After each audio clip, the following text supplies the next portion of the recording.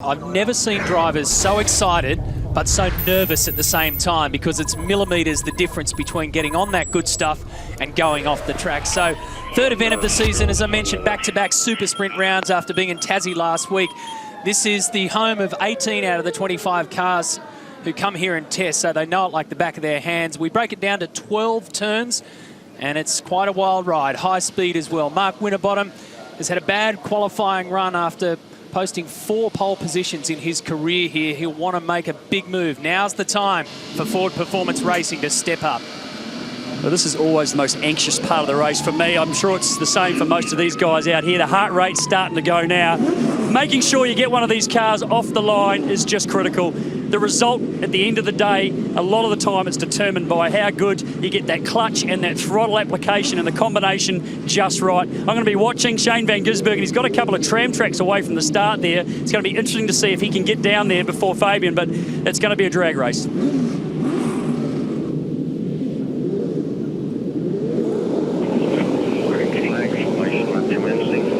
Check out the Fuso starting grid for race number 7 of the V8 Supercar Championship 2014, Winton Motor Raceway, and from the pole. Back-to-back poles for him today. Fabian Coulthard, fellow Kiwi, Shane van Gisbergen alongside, then Dale Wood, career best performance, last year's Dunlop Series champion, with the all-time hero of the business, Craig Lowndes, alongside. Then it's James Moffat, winner here in 2013. Jason Bright's been a winner here as well. Rick Kelly for Nissan. He'll do well together with Nick Percat, who snuck into the top 10 late in that session. Chaz Mostert, great performance inside the top 10 for Pepsi Max Ford. And alongside him in car number 2 will be Garth Tander. Michael Caruso and Scotty McLaughlin locking out positions 11 and 12. Look at that, Jamie Whincup, second in the championship, 14th on the grid. Tim Slade for Super Cheap Auto Racing has Scotty Pye next to him. James Courtney, success here in the final race last year. He's starting down the back as well. So all of these guys face a monumental task, because we know that the track surface has a lot of grip in it. The problem is the grip isn't where you need it to be when you've got to make a move and take over. Mark Winterbottom, that's a big one, starting from position 23. Robert Dahlgren was penalised a few spots. Will start at the back of the grid for touching the car in Parc Ferme after qualifying. There's a couple of things to pay particular attention to here. The run from the starting line to turn 1 narrows on the left side of the road by at least 1 car width. Year after year, people make the mistake of thinking, wow, the world's opened up for me here. I'll sneak down the inside and get a birthday, grab a couple of spots cheap. It never works out. It always ends up in a disaster. The other spot where you can echo those remarks is up in the area between turns 6 and 7. People dive into the hole there, and the hole doesn't exist, end up making contact, and we've seen a lot of trouble over there on lap 1.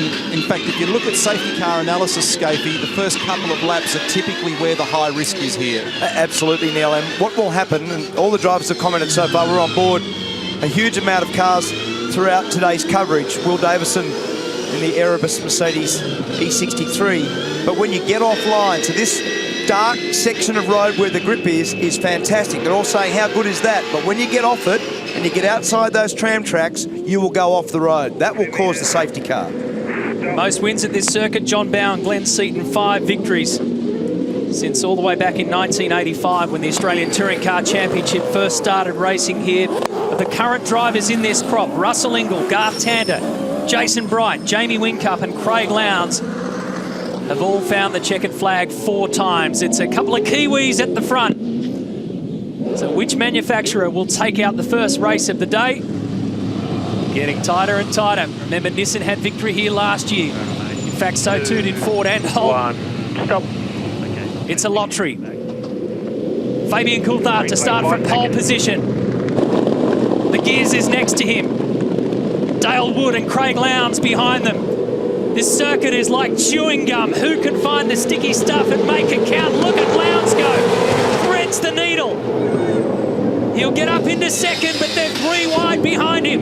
Fabian Coulthard gets through. Van Gisbergen gets it back on Lowndes. Up over the rise towards turn 3. Pretty clean start. Now they start jostling. And around turn 4. Looks like Nick Percat lost a bit of ground in the opening couple of corners there. And look at Slade on the outside here, getting muscled at turn 4. The sweeper, turn 5, fastest corner in the track.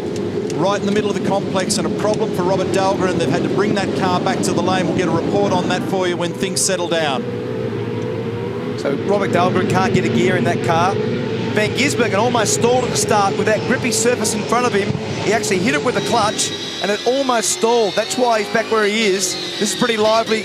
Courtney with Scott Pye right in front right there. Tim Slade being really aggressive too, as he tries to hold the position. There's Chaz Mostert. Phil Keith's already been on the radio to Fabian Coulthard, the race leader in the Lockwood entry here at turn 11, and said, you've got a good margin. Just get into your rhythm. That's a key message. Look after the Dunlop tyres. Look at the gap first to second. It's nearly 1 second between Coulthard and Van Gisbergen. It's a ripper start for Fabian. It was a great start too from Lowndes, but Van Gisbergen was up to the occasion by the time they got to turn 2. Look at them all single file. There's no real point, is there, looking around at the moment, because you've got to stay on the fast line, on the railway tracks. And what will happen, Matt, there's two schools of thought here.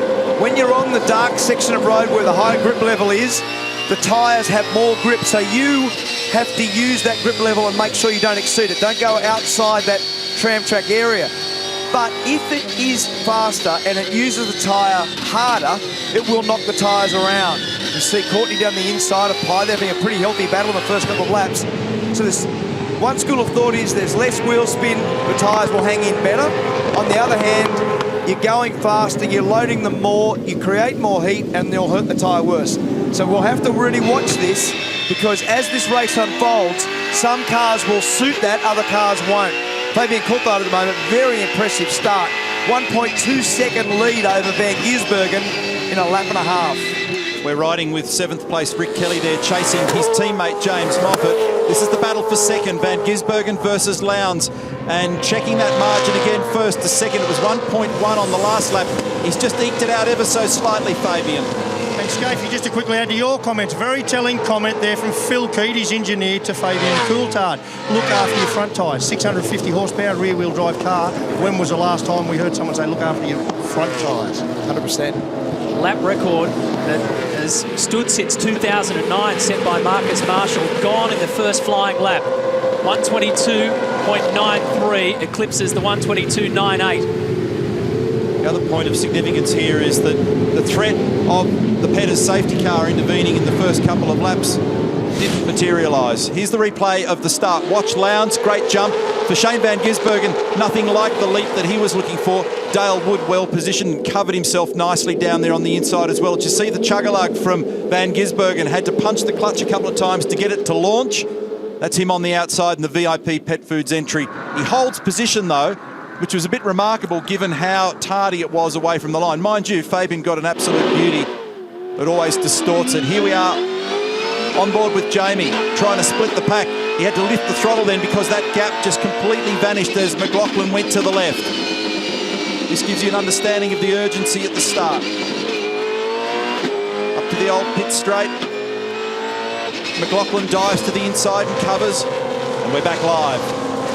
So 122.8, new lap record, Fabian Coulthard. He's got the gap out to 1.2 seconds, but Reynolds immediately jumps back with a 122.7. There's some speedy cars out there. There is David in the green car.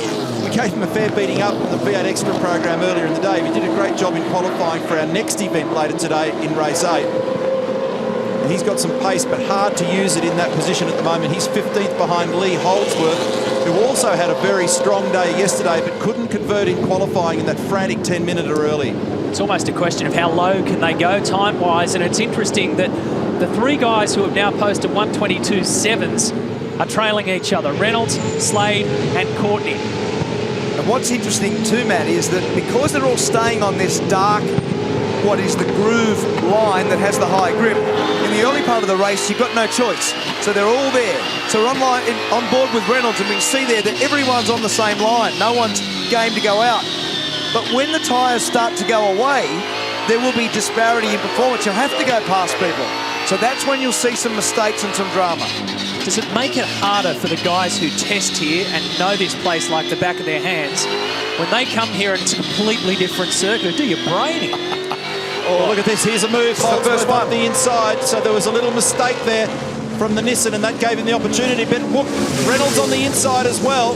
It's not done yet, this one. Caruso's got the line. Oh, there'll be some touching in the midsection between 1 and 2, and they resolve it in favour of Holdsworth. Reynolds to the inside. Slade's outside him. In the last 20 races, Matt, 11 of those races have gone to Queensland-based teams and 9 to the Victorian teams. So the home track advantage thing is near enough to 50-50 in some respects. And because the surface condition is so different, no one knows about it. So no one's tested when you've got this level of grip. This is the 53rd race we've had here over the history of Australian Touring Car Championship or V8 Supercars. I don't think I've ever seen them go through turns 1 and 2 like that, somebody not end up off the track.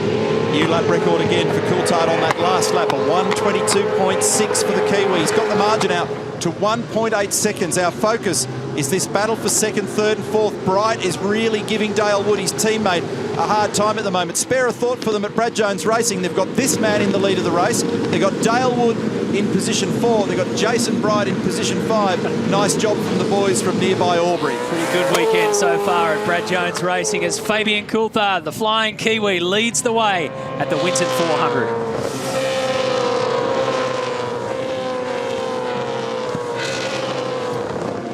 So Coulthard leading the way. Remember, he's taking the fight to Red Bull in the championship because Lowndes leads the points coming into this race. Whincup second. Coulthard is next best. Fastest laps are falling like you would not believe. Jason Bright is now the new lap record holder. We've had a couple of different lap record holders in a couple of laps. Coulthard's margin 1.5 seconds. Lowndes closing on Van Gisbergen. Dale Wood's hanging tough. The Dunlop Series champ is 4th. He's among some major heavyweights, Bathurst winners, champions, race winners.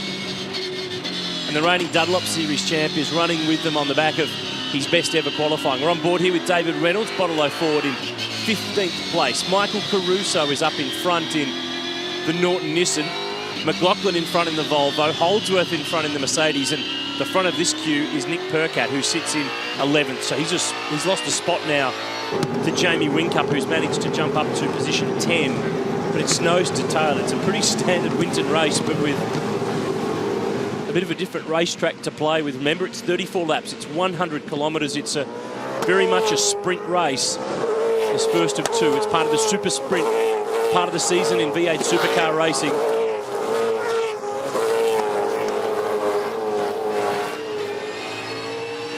Looking back to James Courtney from Tim Slade, the 2 Walkinshaw Racing stablemates. McLaughlin in the pits. The Volvo is in. They've already lost Robert Dahlgren's car before this race started, and they're going to pit 33 as well.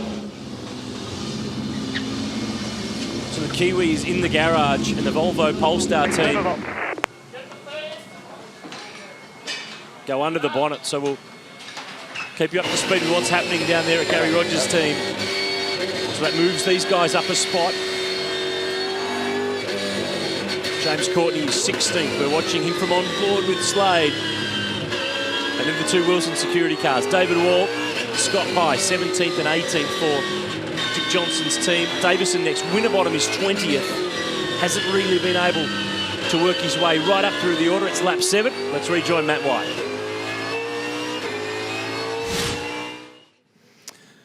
Welcome back. Rubbins racing, and that's exactly what Michael Caruso and Lee Holdsworth, former teammates, have been doing. One in a Nissan, one in a Mercedes AMG E63. Fabian Coulthard's our race leader by just under 2 seconds, but drama for Volvo Polestar Racing. Scott McLaughlin heading to the garage to switch off car number 33. Remember, the sister car of Robert Dahlgren didn't get to start. It's in the garage as well. So they're going to have to get to the bottom of that. McLaughlin taken out of the race. So that's sadly both the Volvos in the garage at the moment. So he stays on board.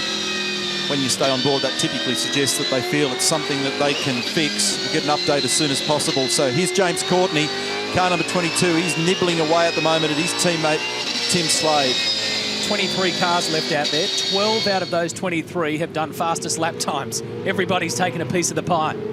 Down to the BJR garage, you can cut the air with a knife in here. Bradley, I'll just check your heart rate.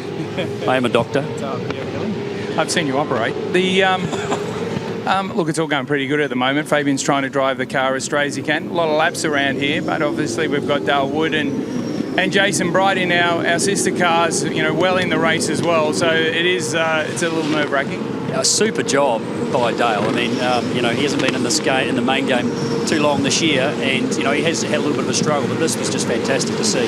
It's exactly what he needed for his confidence. He's, you know, he's a group of backers that have done an amazing job with him. The guys from GB galvanising 100% behind him, and for him to bob up in third and then be able to, you know, run where he is, he's doing a great job. Thanks, mate.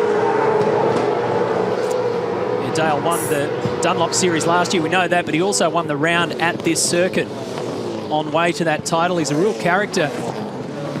And as he said it just before the start of the race, well, he's surrounded himself with a different bunch of guys by starting on the second row of the grid. Scotty McLaughlin in the garage. The boys said something to do with water pressure. Yeah, I don't know what happened. The lap prior, it jumped out of gear. So, yeah, we'll just see what happens. I think it looks like there was a belt that fell off, so maybe they're just putting one on now and get back out there. But, hey, these things happen. We're starting second next race, so we'll be right. Thanks, Scotty. Yeah, thanks. Did hear on the radio, Richard Holway was urgently saying as we saw the car wheeling, switch it off, switch it off, switch it off. So that kind of does point to something in that area. 2.3 seconds is the gap. Coulthard to Van Gisbergen. Extraordinary speed at the moment. Raft of cars beneath the old lap record set in 2009, as Matt told you before, by Marcus Marshall. So they've smashed that today. And here's a great battle a little bit further down the order. This is Nick Percat, Heavy Haulage Australia, Holden Commodore number 22 with Lee Holdsworth in behind. They're on the run to turn 11 and they're battling for positions 11 and 12.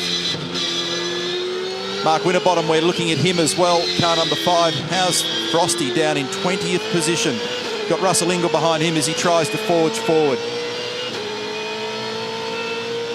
We might stay with this. You get a bit of a sense of just how busy this 12-turn complex is.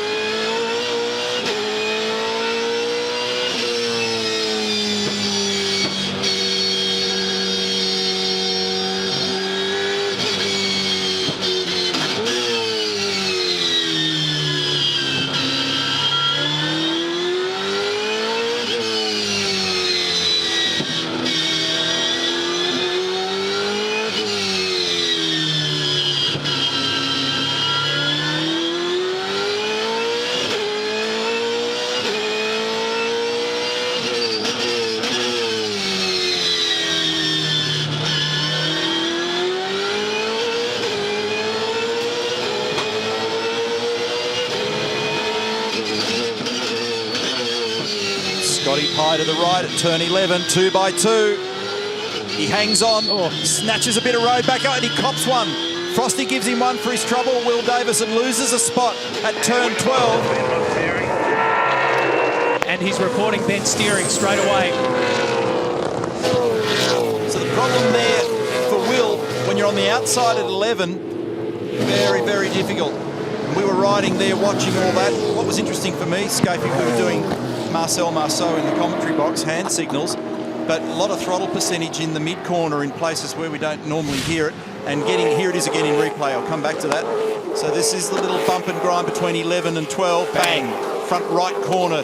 Was struck pretty hard on the bends there, so that'll give that steering a tweak. Here's the onboard replay of it. Watch the steering. Bang! There it is there. He'd almost pulled the steering wheel out of his hand. Yeah, and instantly would have recognised in a straight line that it was tweaked. So, and they're getting from here at turn 9, they get to 100% throttle very quickly. Remember, these two came together in our last event at Tasmania, and it saw Nick Percat go off track to the back of the pack, and he was a little bit miffed how Lee got away without any penalties. So maybe some trouble brewing between car 222, the Heavy Haulage Australia Commodore, and the Benz of Lee Holdsworth. just watching, studying Shane Van Gisbergen. You look at the car now on screen, the body language of this car. I reckon he's showing really great diversity of skill. We know how good this guy is in the wet. We know how good he is when the level is low. He moves the car around. He's at one with the car, I'd suggest, than just about anybody in the field. Now, he's been put to the test this weekend with this level of grip, and just watch. The cars aren't typically moving or sliding around as much as they typically do. And Shane's very, very much in control of this. This is very tidy driving. I think this kid has matured so much and has got plenty to offer, yet to offer our sport. I agree, Larko, and a lot of that is about driving the car to the grip level, which sometimes we've seen Shane sometimes over that. What he's done this weekend so far is drive it right to the grip level, and that was a big move down into the first corner of that complex. Yeah, it was Wincup putting a move on Rick Kelly, I reckon, and there was some telltale smoke with a lock-up as he tried to get that move on. It's still going on in the background. And he's gained 5 spots, Wincup, so that's just to get Tander. He was behind Tander on the previous lap. So Wincup up to 8th now, so that's 6 positions from his starting 14th grid spot. Very, very good from Wincup. He's the only guy really that's come forward. Lowndes has lost ground on Van Gisbergen by 2.2 seconds. Young Dale Wood is right up behind Lowndes now. So a tick over 20 laps to go in this one. Jamie Wincup second in the championship. 4-time race winner at this circuit. He picks his way through the field. He's doing what his teammate did at Tasmania just last weekend, but Coulthard's the man to beat.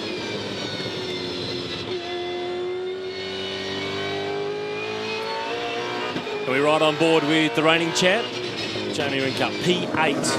Tander now fighting Chaz Mostert. History here with these two factory teams, Holden and Ford, but they came together at the non-championship event at Albert Park at the Grand Prix in Melbourne, and Mostert's car was damaged. He was in a spare car that weekend. He's back in the car that he first started the season in, and it was Mostert who was the one who was deemed to have been in the wrong for that incident and given a penalty for that weekend. So just behind Nick Percat, hanging on from Lee Holdsworth. So Wincup moving forward. Damien White from V8 Supercars with Adrian Burgess, the MD of Walkinshaw Racing and the head now of the Holden Racing team. Still getting used to seeing Adrian in a red shirt after time in Red Bull, and of course at Jim Beam Racing at Dick Johnson's team when they won the championship back in 2010. Lap 13 of 34. And Coulthard's margins 2.3 seconds back to Van Gisbergen. Then Lowndes, who's got Dale Wood hanging with him. Dale Wood's never finished on a podium in V8 Supercar Racing. In fact, he hasn't finished in a 4th place in the championship before. So he's on target to break a few of his personal bests today, which is, as Brad Jones said earlier, amazingly good for the confidence of a driver who's done a few years in the Dunlop Series, had an ill-fated and aborted attempt at the championship in 2009 when he drove for the Kelly team. But he's in the 3rd entry from the Brad Jones Racing squad, which is from up the road here at Albury-Wodonga, which is on the border of New South Wales and Victoria, about an hour or so up the highway. And this is Tander, P9, Chaz Mostert in position 10.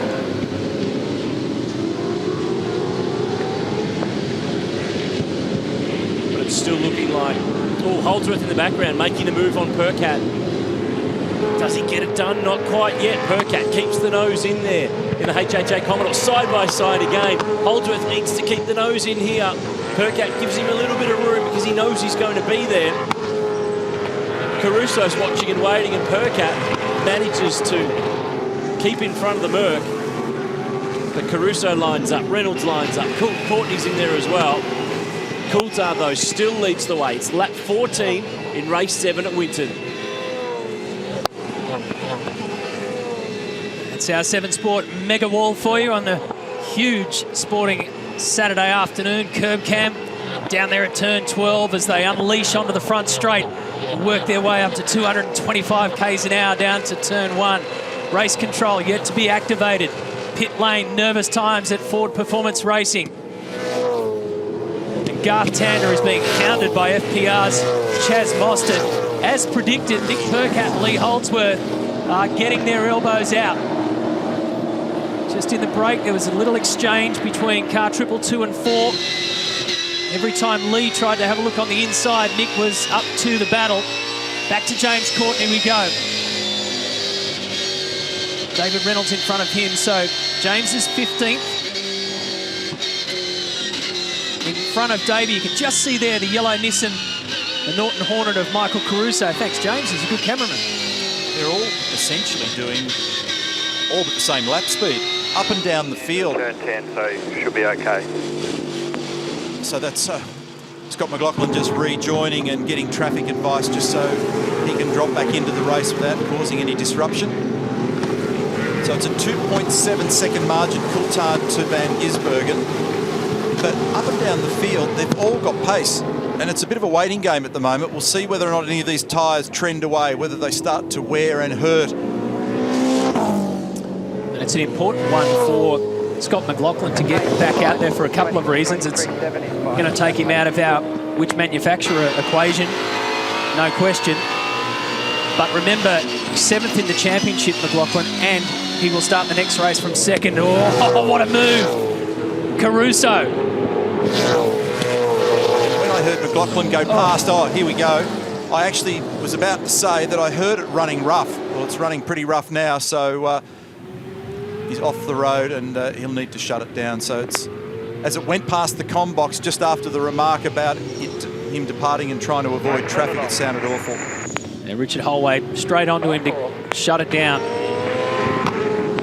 Turn it off, shut it down. Just reiterating, he's going to start on the front row. So again, Caruso got a hit then. Oh, and there's another little bump there as he tries to slot back in. Scott Pye was the one that he made contact with in his returning serve. Got drilled by Courtney. You just got drilled by Courtney, just said. Yeah. There's likely to be a safety car, mate. There's likely to be a safety car. So this is on board now with James, and bang. Yeah, he did get runs him wide, and then as he goes to get back on, you don't see this from here. Bang! That's David Wall. And the two of them have made contact. This is McLaughlin going up. Looks like it's done a head gasket. A lot of water coming out of that exhaust. So safety car. Full course yellow safety car. The Peters SRT safety car has been activated. That means that Fabian's 2-second lead goes down to zip. Russell Ingall. It's a good idea. This is a good idea. Tyres is good. This is a good idea. Yeah. Smart. Fresh rubber is what Mark's talking about. So fresh green Dunlop tyres to go on Russell's car. The right rear was tardy then. Quick, help him. So the field compresses. He's on grippy tyres. We saw Fabian Coulthard do this last year, Brad Jones Racing. He ripped through the field in the back end of the race and got to 2nd. We got 11 spots. 11 spots in no time. And it was fun to watch. So put that in Russell's hands, it's even more fun. The degradation is almost triple what we had last year. Fabian Coulthard, best example, leading the race. 22.6, his best lap time on the previous lap, 23.7. So 1.1 seconds in only 15 laps. Yeah, so the tyres are hurting, and we're hearing that Craig Lowndes is coming in as well. Car 888. We'll see whether that actually happens. We heard something on the radio. Nope. Nope. So staying out. So the field will clamp up here, and that's going to hurt Fabian Coulthard, who had a 4-second lead. Ingall drops onto the back of the train with absolutely brand new rubber, and Mark's point about the way in which the tyres have degraded over the course of the race. Well, that's going to be an interesting story for those who are struggling to the 34th lap, particularly those who've used them hard at the front of the field. Yet again, it's all going to be about grip. Sticking it, ripping it. When we get a restart here at Winton after this.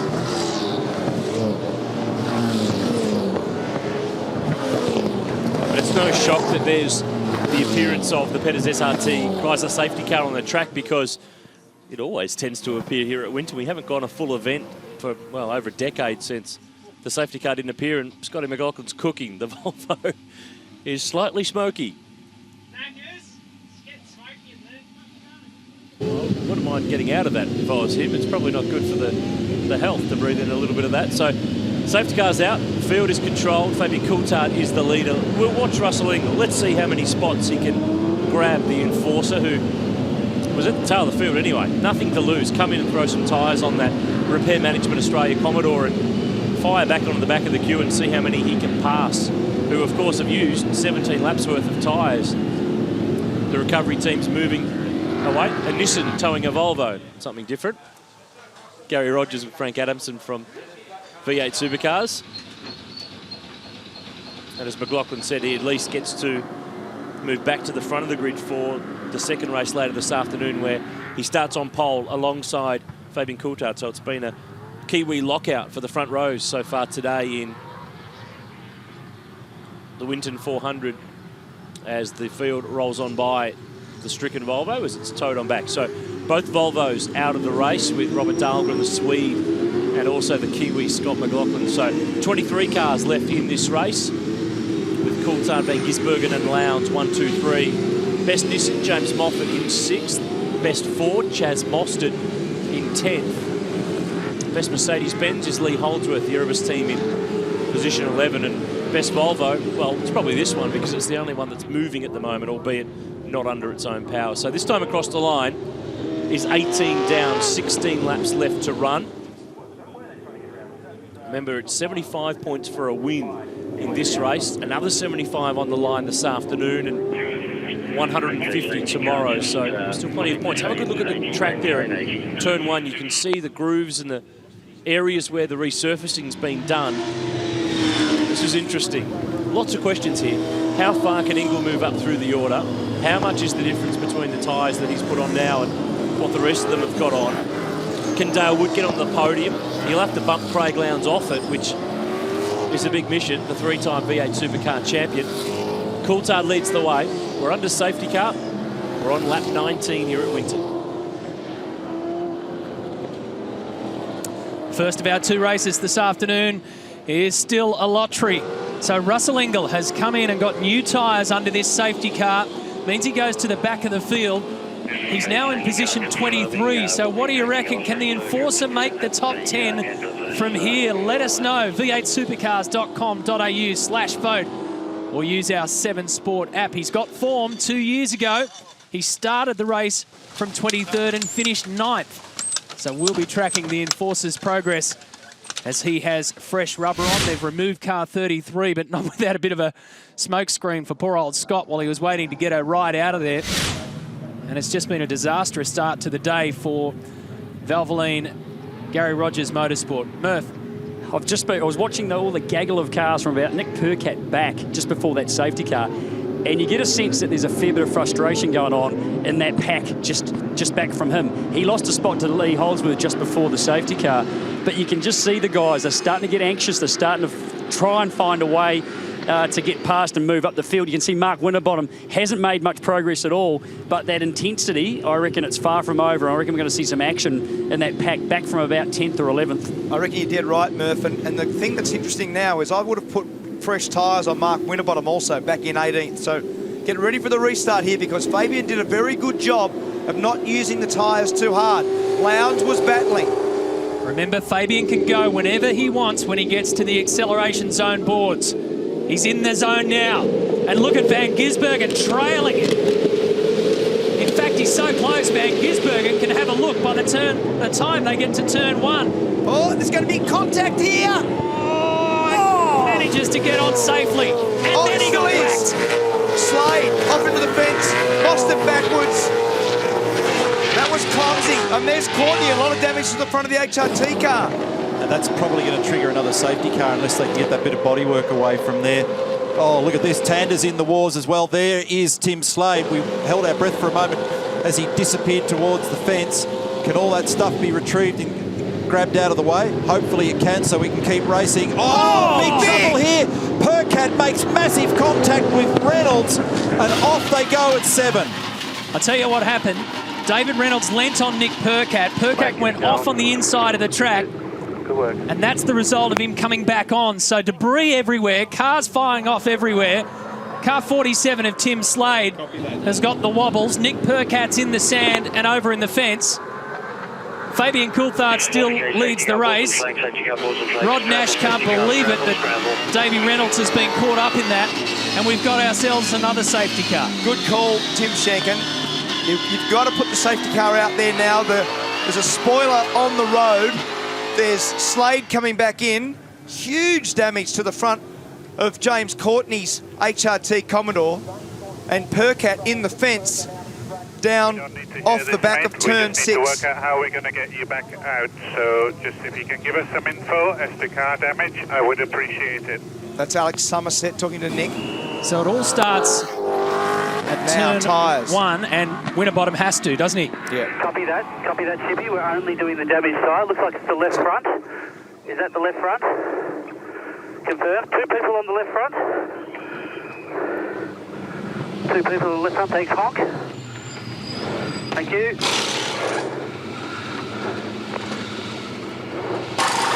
Go, go, go, go, go.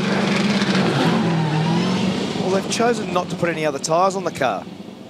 So they've just fixed the left front, and that's it. Okay, watch this. So the FPR car goes down on the inside, finds the dirt. We thought it was going to be okay, so it was Winterbottom, it is Mostert. He gets collected by Courtney. Slade's in there as well. By this time, James Courtney's had the front of his car ripped off. How that doesn't smash into the next car is unbelievable. And then look at that behind. They're all gyrating and crashing into each other. So that's where Frosty got his left front damage. Yes, that's right. Up over the top of the hill. So it looked as though he was just going to come on safely here and avoid the trouble. And what he ends up doing is getting a tap, just enough, because you run out of road very quickly there of James Courtney, who might have got a push along from Michael Caruso behind him. Definitely did. That's a return serve. That's a bump from before. No, that is. That's... So Slade's over and out. Mostert's facing the wrong way.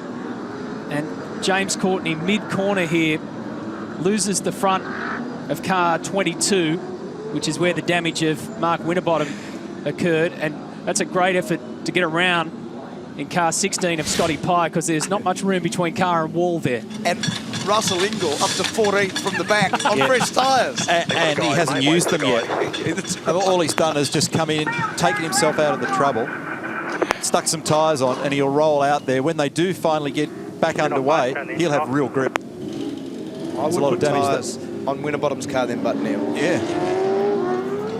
This will be touch and go to turn this car around for race 8.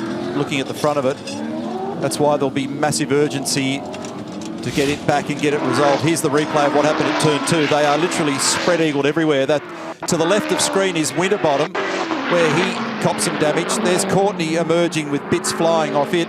Meantime, it's Mostert in the background. Here's what happened at 6 and 7. So Percat gets crossed up at 6, whacks David Reynolds, and off they go to the fence and the gravel on the outside at turn 7.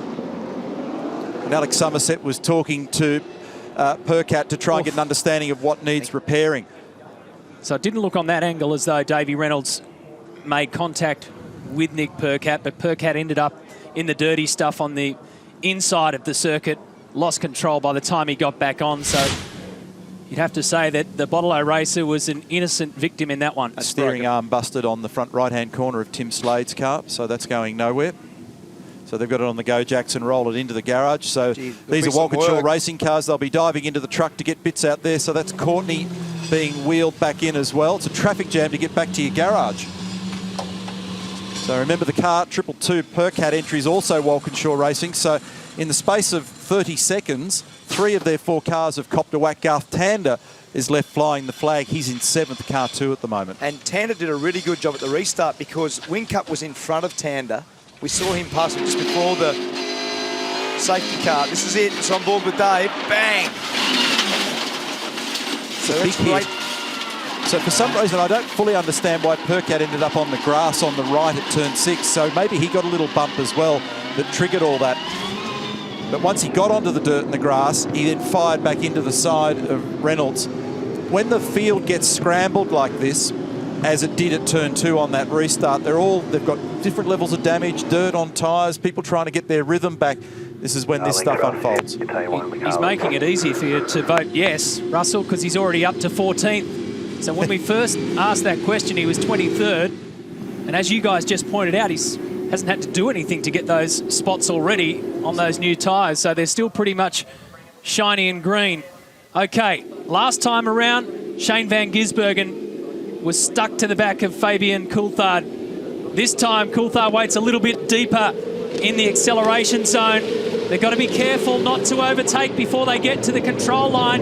Otherwise, they'll be pinged. Let's see if they get through here cleanly. Bright and Rick Kelly were at it on the run to turn one, and Rick's been shoved out into the weeds there as well. Look at the condition of the track there. Now Kelly dives to the inside to cover Garth Tander. That was Willing back there. Look at this, it's still going on. There's a problem with the Jack Daniels Nissan and a traffic jam, and he comes to a halt. Something seized on that car. He just stopped dead. Yeah, absolutely. So something in the driveline has seized that car. That was Todd Kelly. So something seized were his words as well. Goodness me. Russell Ingall got punished a little bit on that restart that time, but he still snuck up one spot. This will be safety car again. It's Todd Kelly's parked Safety car boards and flag between safety car standby. turn 3 and turn 4. Entry turn 4 right hand side. Wow. It's a case of hurry up and wait. And all that grip going to waste. Fabian Coulthard leads. Van Gisbergen second. Lowndes is third, but cars are being damaged and left behind everywhere at the Winton 400. Okay, is it okay for me to go? What was interesting for me there a moment ago was just what was going on between Bright and Rick Kelly on the run to turn one. They were bumping hard before they even got to the brake area. And Rick Kelly's got the 2 best restarts so far. He went down the inside of his teammate on the previous one. Then on that one, he went down the inside of Bright. They got round turn 1 together, around turn 2 together. Bright pushed him out into the dirt, and then he speared from the left-hand side verge right across to the right-hand side to keep Tander at bay. So it was a very aggressive restart with those 3 guys in that bunch of 5, 6 and 7. So have a look for Rick Kelly. Yeah, watch about 5 cars back, Team BOC and the Jack Daniels car, and watch the amount of stuff that goes on here. So Rick gets a huge jump. Brighty goes left. They start making contact here. There's the back of Jason's car sliding. More contact again when they turn at 1 and at 2. And now Rick ends up in the weeds. There's the gravel flying. Pretty wild. And then this one. This is where all the drama starts. Just in behind there was Wall was into the back. So Will Caruso was pushing Todd, who obviously had some massive drama. It just pulled up short on the inside. So that's Russell Ingall in front of us, who is now 12th. And what's this? Oh! That's seized because of that. You lock the wheels like that, it has seized it. Let's turn the engine off. Turn the engine off. Now, they had a brake problem yesterday with Michael Caruso's car at turns 4 and 7. They worked on it yesterday. Pedal went low on that car, and I didn't really get to the bottom of what the issue was. Remember the Caruso Nissan Motorsport entry from the same stable. Look at the front end of Will's car. It needs a bit of plastic surgery. Yeah, fellas, with James Courtney, mate, I just said before that the first safety car that it was all going to start, it was all going to be action in that pack where you were sitting. What? Oh my goodness, what happened? First of all, someone allsed up the restart, and that's the drama with the way you're not allowed to pass before the line. So if someone bogs, then everyone sort of is a swarm going into the turn 1. So I'm not too sure. I thought I was all right. I was hooked in through the left and it was all good. Went to turn right and then just got nailed and yeah, got the front corner plucked out of the thing. So it's pretty disappointing. Now we were slowly chipping away and we had a good run on. As the tyres burnt off, the car was getting better, so see how we go. Hopefully they can get it fixed for the next one, guys. Restart number 3. Coulthard's getting pretty good at these. Van Gisbergen going to be thinking, when am I going to get past him? Side by side. This time they all get around turn 2, but again they go looking for danger at turn 3. Look at Ingall on the inside. Yes, that's got 2 up or there. 3 spots. He slipped up the inside of Jamie, who was sliding into turn 3. He's grabbed another spot, the old boy. I can't believe it. I've just seen Mark Scaife clap something that Russell Ingall's just done. That was great. He had the wheels locked. He was sideways. He was up the inside of the series champion. Great move. Overtaking pit lane drive-through penalties for cars 15 and 36. And Rick is off. He's about to get the bad news of a black flag as well. So Michael Caruso and Rick Kelly will get a pit lane drive-through penalty for passing before the control line. The madness continues at Winton. Look at all this at turn 9. Here comes Ingall again with Whincup on the outside at turn 10. Jamie's trying to respond. There's smoke emanating from the bends back at 10 here as well. Whincup continues to hang on. Now he runs out of a bit of space. Well, Russell's up to 10th. He's made it from 23rd to 10th. I think one of Rick's teammates just unloaded him. I think it was another Nissan that just unloaded him. I'd believe anything today. I'd believe it if we won't make the checkered flag here. So this is the drive-through penalty for passing before the control line at restart 1. So that actually explains why Rick Kelly and Jason Bright were getting into that rub early on. It's hard to explain most things at the moment. He's up the inside. That was so cool. Oh. So, okay, we've ticked the box. Yes, he can make the top 10. Maybe now we should make it, will he stay in the top 10? He's got the headlights on, Rusty. He wants to go around the outside at 5. That's drinking a lot of optimism to get that job done. The happy aids back, is it? Yeah, but have a look at him up the inside here under brakes. It's a popular spot to pull a move. He tries to force it on he's got him. He's tagged them both. Now that'll give him, that's going to give him an ice cream headache because that will probably result in a penalty. Yes. And another couple of spots for the enforcer, by the way. I reckon he'll get a smack for that one. Might get a little drive-through for that. He was up there, but he wasn't probably up there far enough. And what happens when the guy turns across like that, it almost implicates the inside driver because you know there's going to be contact. You stay on the brake and you hit further back. Oh, So that's Rick Kelly. That was Rick with Tander. Yeah, that's right. He whacked the back of the HRT car, but the question we don't know how he got there. So here we go. So there's that one, but there's just check behind. There's Dale Wood just touring the paddock as well, Scafey, while we're trying to work out what happened to Rick. That one there with a bit of nose damage. Which one? Is a Norton Nissan. It's a Norton Nissan. Oh dear. Might stay away from that part of the paddock. Okay. Oh, no, he's going to be in trouble for that. Russell's He's way tag. too far back. Tag on David Wall. So do they do that? Well, there's two options. They can give him a drive-through penalty or they can take a result and then penalise him afterwards. We'll see what happens. There's 26 on lap 27 of the 34. Ingle now is blazing through. He's up to 7th. His next victim is Garth Tander.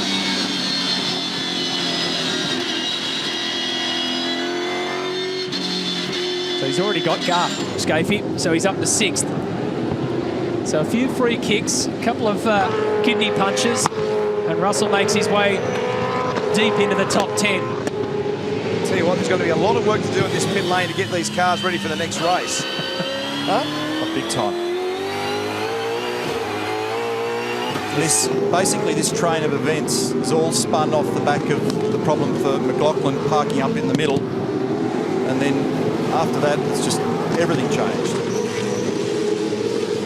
Fabian Coulthard is a fair chance of jumping out at the end of this race and going, drama? What drama? Oh, I had a great run, thanks. There's 6 Falcons in a row here, all battling. All damaged and beaten up. So let's just take stock for a minute. Fabian has a 1.4 second lead over Shane Van Gisbergen. Craig Lowndes is 3rd. Dale Wood is 4th. Jason Bright, 5th. Then this man, Russell Ingall, on the new tyres, pushing and shoving his way through and dive bombing where he can, is in 6th. So can he now make the podium?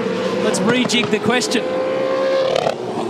Garth Tander 7th, Lee Holdsworth 8th, Whincup is 9th, and Will Davison is 10th. He was a second faster than Coulthard on the previous lap. 1 second faster than the leader. Oh, Garth Tander came in there so hot that Holdsworth just snuck straight underneath him. For position 7. Good job, Lee Holdsworth. So Ingall at the moment is 7.4 seconds from the lead of the race, and it's a 1.8 second margin, Coulthard to Van Gisbergen. So he's ranging up onto the battle of this, back of the battle with Dale Wood and Jason Bright. It's on here at the moment between Pye and Winterbottom into turn 10. These guys are battling for 11th and 12th. The tyre degradation, just to put a full stop on, do the tyres wear out. This is now worse than Phillip Island. So Phillip Island, the worst place in Australia on tyres. This is now, based on the grip level, worse than the unbelievably fast Phillip Island we've seen that over the years. And so there's no such thing as free lap time is the point there. So you make more lap speed, something pays. In this case, it's tyre wear. Larko? Yeah, and that has a compounding effect. Those safety cars, remember, we saw a heap of teams go out, but no one put tyres on. I spoke to Tim Edwards at FPR and Roland Dane at 888 Racing. They just want to conserve tyres. They believe with what they've used, what they're using now, and what they've got to use for the rest of the weekend, they simply don't have enough to expend today in this race. Obviously, a team manager's worst nightmare, almost there. James's car, obviously the worst. The other two seem to be a little bit more superficial. But what's the update on car 22? Oh, look, I think they're all racing for the World Championship going on that restart there. One of the, I think it's an FPR car, I'm not sure, blue thing. Got out of control on the brakes, going across the grass. You know he's going to come back on the track and pile into whoever he hits. Yeah, we got all three cars all running together, all got involved. A fair bit of damage, suspension, steering arms, front bar. Yeah, there's a bit. Look, we'll get it ready. This is motor racing. We'll come back and give a good crack this afternoon. Thanks, mate. Meantime, Ingle slicing through the pack. They're all pushing and shoving here. He's going to grab Lowndes at turn 12. So he's now on the podium. That question's answered. Lowndes wide. So Dale Woods grabbed Craig Lowndes here as well. Jason Bright might have a piece of this too. So Russell's 8 seconds off the lead of the race now. 8 seconds away. We're on lap 30 out of 34. Anything's possible. He pulled in the pit lane, Matt. He said straight away that that was a very good call, and I know there are limited tyre stock or limited tyre in terms of the usage and the way that the economy of the tyres needs to pan out for the whole weekend. So some guys have chosen not to put tyres on purposely to have better tyre quality tomorrow. But right now, Russell Ingle is the man of the match by a mile. He's got heaps of speed, and he might even get to Van Gisbergen at the rate of knots that he's closing at the moment. So we're asking you the question, sort of half there at the moment. The fact is, if things stop right now, he is actually on the podium. He's third at the moment, but it's a question of whether or not he can go further. And there's the question mark hanging over him as well about what happened up at the top of the circuit. Because it looked to me pretty textbook. Yeah, he'll get a points penalty probably with that. But he started, you just got to get this in perspective, guys. He started 24th. He started 24th. He's on the podium. Now, we went mad when in the previous race, when Craig Lowndes come from 25th to 5th. This is a great drive. There he is, car 23. Yeah, no surprise, really. And in fairness to the driving standards observer and the stewards, they will have, because so much was going on, they'll have had things stacked up to deal with. They've had to digest this for a couple of laps and look at it, and the call's been made. How's his pace?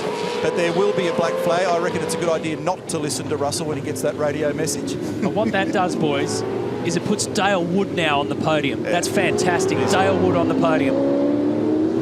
It's a shame because he'd have got all these blokes anyway without the contact up there. It was just the way that things worked out up at turn 7. Well, he had a very quick car yesterday. He was fastest man in the second practice session when it was wet. He was also super quick in the drive, set it on extra earlier in the day. So this Repair Management Australia car that Lucas Docking, Lucas Dumbrell, owns and operates, done a great job. Lots of good people in that team. Russell's clicked in there nicely and they're doing a great job. Yeah, I was talking to him on the way back from Tasmania, Neil. He is enjoying it, but let's be honest. I know you said he could have done it without the contact, but it's kind of like he's going well, he's happy, enforcer's back, right, I'm going to start banging people out of the way. Bring it on. I'm with you, Larko. Craig Lowndes has just been easily overtaken by Lee Holdsworth, who's putting in a tremendous drive. He started 13th. He's up to 6th for Erebus. So at the moment, you just saw Coulthard Van Gisbergen.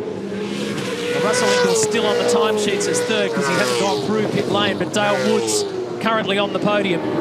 Boys, they're losing lap speed at a dramatic rate here at the moment. So the race leaders in the 25s, this is Winton of old, Mark. We know from years gone by, you'd almost feel like you're driving in the wet in the latter stages of the race, and that's what it's going to feel like for these guys out there now. So the tyre wear and the taper in performance is enormous. This little Ford battle continues flat out here. Yeah, Neil, and you picked up on it earlier. I mean, it's surprising more people didn't look. Well, I'm sure they did at Coulthard's strategy last year. It's this phase of the race where he really made those big gains. Russell Ingle just proved it. And Scafey, you're right too, mate. Although people are looking to economise on their tyre usage, sometimes when the strategy comes to you, you've got to take the opportunity on the day. You don't know what's going to roll out tomorrow. I would have taken it. I totally agree, Lucky. You've got to live for the now on those ones. And this today, if Russell Ingle didn't run into you know, the dramas that he had up there with Scott Pye, you'd say, well, you know, he's going to get away, he's going to be on the podium. So this is Engel now serving his penalty. Yeah, as I say, the shame for me about this was they were all easy meat anyway. There wasn't a car around him that had anything like the speed with these tyres on the car. So it's just, unfortunately, it's sport. It's how it works. So let's think about this, boys. Mark Winterbottom started alongside Russell on the second last row of the grid. He's now up to 8th. We know he came in under that safety car, the second safety car, to fix the front left, but didn't put the new tyres on. We know what Russell did. So Mark Winterbottom up to 8th is a great drive. The fact is he could have been much further up. A couple of other things to pay attention to, though. We're starting to see people here, the drop-off. Yeah. I talked about it 60 seconds ago. It's got worse. Some of them are in the 28s and 9s. Lowndes has got no pace at all at the moment. So Russell may still climb back a bit here. Oh, that's a bold move. Well done. That was very bold. That's extremely fast. The fastest corner on the track. The entry into the sweep is about 185 kilometres an hour. Tanner just completely sidesteps an angry Russell Ingall now. So he's not done yet. He'll certainly get inside the top 10. So if you see him coming in your mirror, you just step straight aside, wouldn't you? Look for the repair management logo and move out of the way.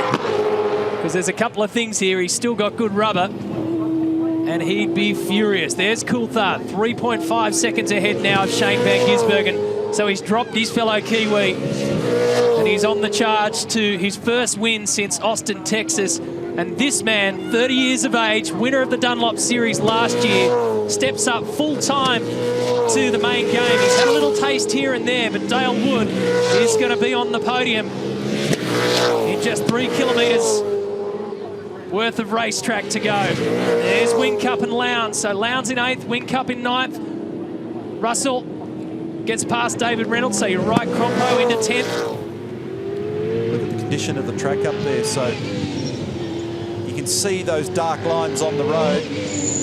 All the marbles peeling off those tyres, plus the track itself.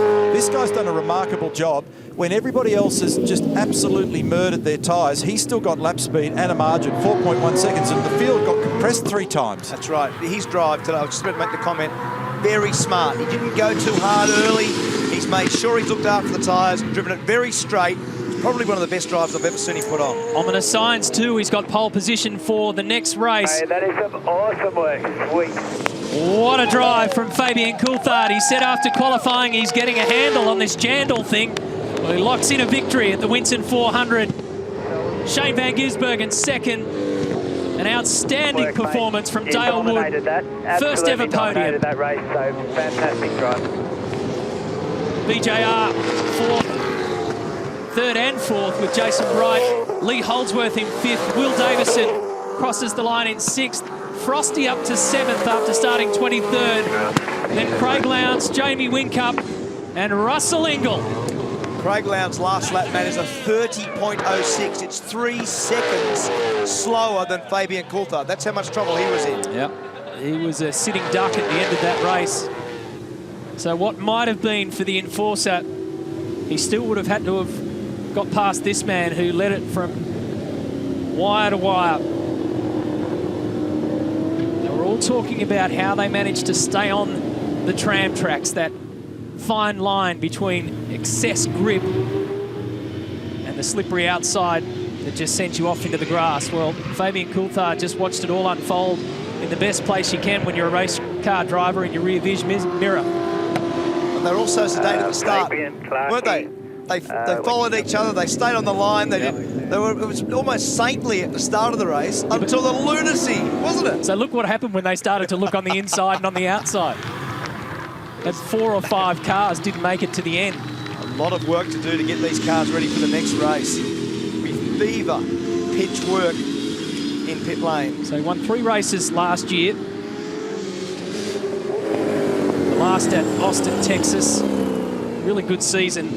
He comes here this weekend, gets back-to-back pole positions. I think the good racing performance when Fabian Coulthard looks back on this, notwithstanding the fact that he had the best seat in the house from pole, is on the restart, Scafey. He controlled them perfectly. Shane Van Gisbergen was on it too. but he managed to hold him off. Not once, not twice, 3 times. Exactly. They were very good restarts. And a lot of the drama in the middle part of the field, guys like Rick Kelly and Jason Bright got caught up in a lot of that, which really put out James Courtney. That's about the biggest incident he's had in the race. He failed the parking test, but other than the rest, he's done a very good job. I'm really interested to see his reaction. You know what it's like, Mark. You get a car that's fast and grippy, and then you come to a circuit that's got extra grip. The kids said yesterday, feels like driving a Formula One car. And that's a great day at the office. It's a wonderful feeling to be able to race as hard and as fast as you can. Even better feeling when you can bring it home. And congratulations, Dale. His wife and young child Jackson are here watching this one, so he comes to Winton and gets on the podium. Might have to make himself an honorary Kiwi for this podium presentation. So the Lockwood Commodore just stayed clear of all the trouble. And he'll have a real spring in his step. And unlike pretty much every other garage, they don't have to do any work, any patch-up work. Rihanna. Fabian Coulthard, don't ask what happened behind you, but that was complete domination. They tried to get you on the restarts, but you got it done. Congratulations. Yeah, I certainly had my work cut out on those restarts. You know, not just one, there was about 3 of them. So, look, Lockwood car, phenomenal. You know, I had no complaints, really. Good to see my teammate Dale Wood on the podium as well. I know he's been working hard this year, but it's good that he's getting some results. Nice big trophy for you there as well. And we're just going to quickly head over to Shane Van Gisbergen. Congratulations, second on the podium. You had a really good start at the Clipsal 500. Things sort of fell away at Tassie, but you're back in good form now. Yeah, the thing was pretty good then, but so weird. The track, the rubber that everyone's talking about is basically gone now, so it's slippery. But Fabian, I ran with him, but he was just untouchable at the end. And it's a bit of a BJR party up here, so happy to spoil it, but we've got some tuning to do to try and match Fabian.